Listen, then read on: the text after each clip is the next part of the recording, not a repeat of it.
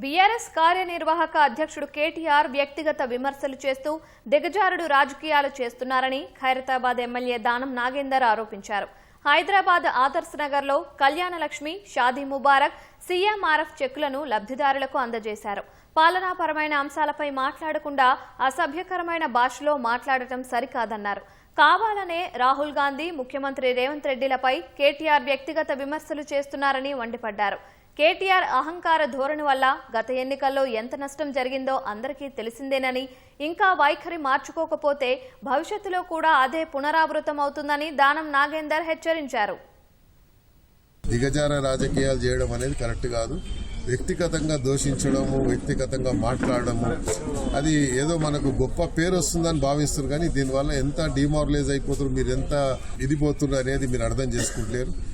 ఇంకా అదే అహంకార ధోరణితోని మీరు ఏదైతే ప్రవర్తిస్తున్నారో ఈ అహంకారమే మీకు దెబ్బతీసింది. మళ్ళీ అదే ప్రవర్తనతో పోతున్నారు కాబట్టి ఇదే మీకు పునరావృతం అవుతుంది. మీరు రాజకీయంగా విమర్శించండి, లేకుంటే రాష్ట్ర ప్రభుత్వం ఇచ్చిన హామీలు నెరవేర్చకుంటే మీరు లిఖితపూర్వకం పంపించండి రాహుల్ గాంధీ గారు, తప్పేం లేదు.